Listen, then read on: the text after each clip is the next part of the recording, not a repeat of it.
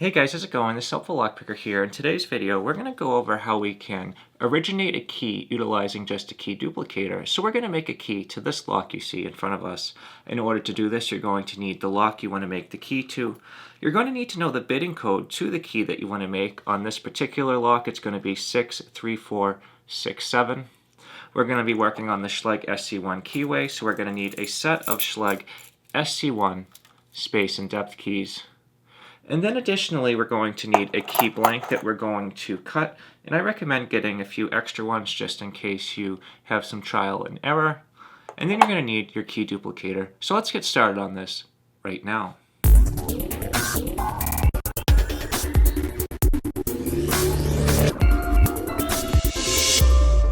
Alright, so let's get started. The first thing I want to go over is just a safety concern. The thing I would like to go over is that you always want to wear a pair of safety goggles to protect your eyes and also keep your fingers away from the blade on your machine.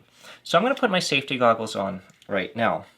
So one thing you might want to do before you get started is just make sure your lock is going to work. I'm going to insert the key and see that it works well, and now we can verify that the code 63467 is going to work well.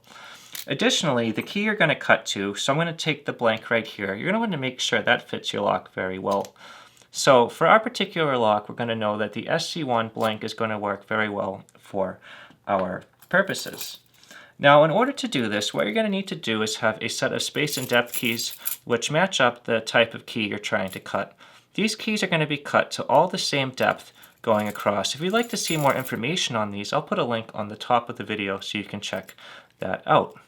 So why might you use a key duplicator versus a code machine is the fact that duplicators are much cheaper and much more accessible, and a lot of hobbyists are only going to be cutting a handful of different keys. So in order to do this, the first cut on this lock is going to be a 6. So we're going to take our number 6 space and depth key, and then we're going to cut just the first position.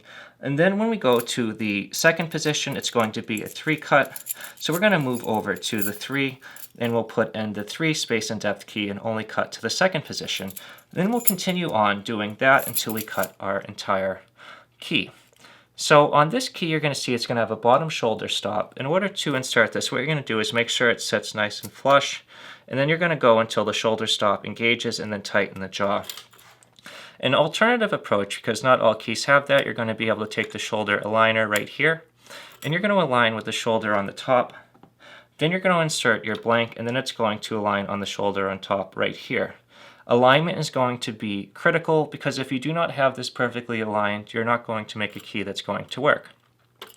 So in order to do this, we're going to take a look at the tracer on our duplicator, and we're going to make sure that we're only going to cut to position 1. We're going to cut down the slope to the flat part and up the slope a little bit, and then we're going to go back in the flat part and rock back and forth to get a really nice cut. So let's do that right now. So we're going to start off with position 1. We're going to be very careful watching our tracer. We're going to cut all the way down, and we're going to go up the slope just a little bit. And then we're going to trace back, and we're going to go back and forth on the flat part. And we're just going to make sure we have a really nice cut. Now we're going to take out our key, and we're going to go to the next step, which is going to be a 3 for position 2. So we're going to take out our number 3 space and depth key, and since we have the shoulder stop on the bottom, we can align it and tighten it, make sure it's flat. But if we did not have that, we're going to put our aligner up on the key we're cutting, and then what we'd do is we would slide our space and depth key in, make sure it's nice and flat, wait till it engages, and then we can put this down. So we're going to be very, very careful that we're going to only put our tracer up to position 2. So we're going to now cut down the slope, up the slope a little bit, go back, rock back and forth, and then just make sure we're limiting to only the position we're working on, which is 2. Now we're going to remove the key, and now we're going to go to the next position, which is a 4. So as you can tell, this takes a little bit more time than using a code cutting machine, but this is certainly something that's doable, and for the cost savings, it's definitely something desirable for many hobbyists. So now we're going to go to position 3. We're going to cut down the slope, up the slope. We're going to rock back and forth, just making sure we're getting a nice even cut all the way across. Now we're going to go to position 4, which is going to be a number 6. Going to insert that. Now I cannot stress enough how alignment is critical, and also making sure your keys are sitting nice and flat. So now, only cutting position 4, we're going to cut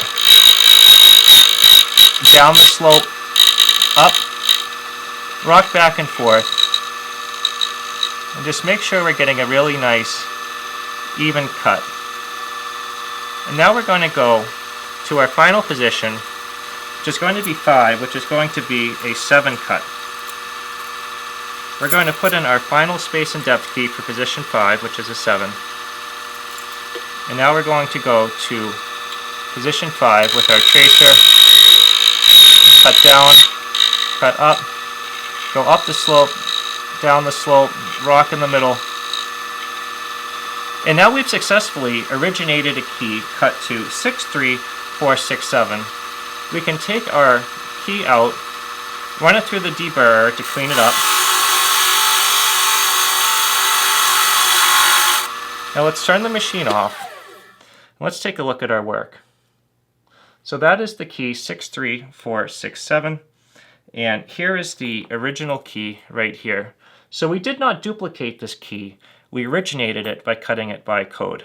So this would not be complete without a test. So let's insert our key all the way and turn and see how it's operating very, very smoothly.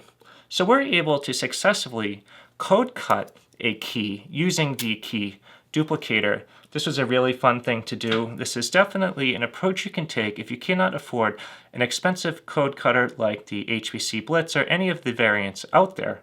But this was a really cool video. I hope it's helpful to someone. And if you have any questions or suggestions, as always, please feel free to leave those right in the comment section below.